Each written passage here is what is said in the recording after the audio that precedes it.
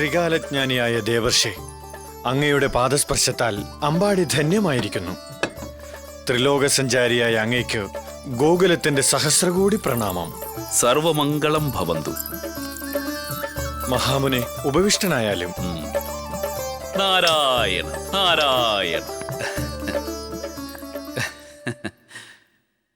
നാരായണ നാരായണ. ഐശ്വര്യദേവത കവാടത്തിൽ കാവൽ നിൽക്കുന്ന അമ്പാടി കണ്ട് മനം നിറഞ്ഞു.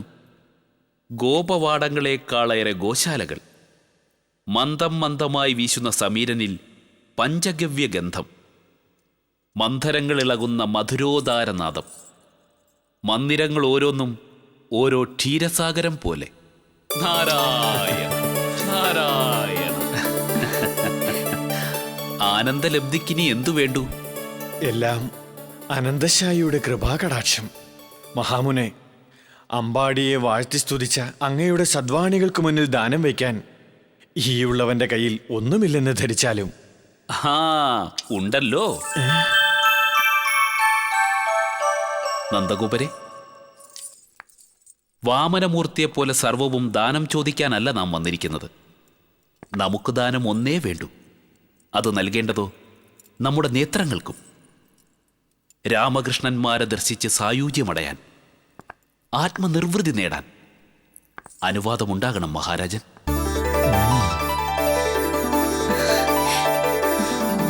ദേവർഷിയായ അങ്ങേക്ക് ഇവിടുത്തെ ഉണ്ണികളെ ദർശിച്ച് ആത്മനിർവൃതി നേടണമെന്നോ? ഇവിടുത്തെ ഉണ്ണികൾ അത്രയ്ക്ക് പുണ്യം ചെയ്തവരാണോ മഹാത്മൻ? അല്ല, നാം ഒരു സാമാന്യ തത്വം പറഞ്ഞെന്നേ ഉള്ളൂ. ബാലകദർശനമേതും പ്രിയങ്കരമാണല്ലോ. ഗോകുല ബാലകന്മാരായാലോ അതിശ്രേഷ്ഠം.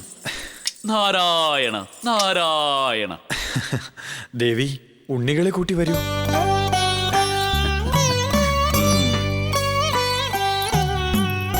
രോഹിണി ദേവി, വിരഹദുഃഖം ഇനിയും മാറിയിട്ടില്ല അല്ലേ? എല്ലാം ജഗൽപിതാവിന്റെ കൽപ്പിതങ്ങളാണെന്ന് കരുതിയാലും കംസഭീതിയിൽ നിന്ന് മധുര വിമുക്തമാകാൻ ഏറെക്കാലമൊന്നും വേണ്ടിവരില്ല. അപ്പോഴീ അജ്ഞാതവാസത്തിന്റെ പൊരുൾ എന്തായിരുന്നുവെന്ന് ദേവിക്ക് ബോധ്യപ്പെടുന്നതായിരിക്കും. അതുവരെ അമ്പാടി തന്നെ ശരണം. നന്ദാദികൾ തന്നെ പ്രിയ ബന്ധുക്കൾ. ദേവിക്ക് എത്രയും പെട്ടെന്ന് വസുദേവ സംഗമം ഉണ്ടാകാൻ ദൈവം അനുഗ്രഹിക്കട്ടെ. നാരായണ നാരായണ.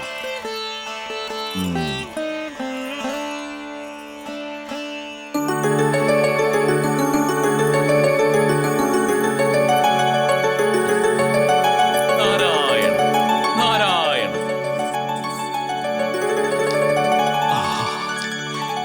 ഈ ദർശനം എന്ത് നയനാനന്ദകരം, എത്ര ചേതോഹരം.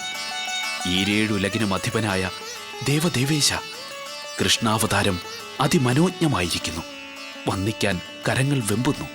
പാടില്ലല്ലോ അകമേ വന്ദനം.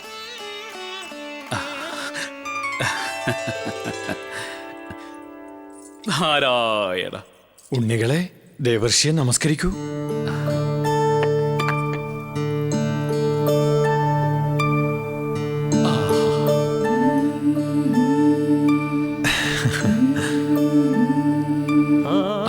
ആദിശേഷ ഭഗവാന്റെ സ്പർശം നമ്മുടെ പാദങ്ങളിൽ. നാരദർക്കിത് മഹാപുണ്യം. കണ്ണ,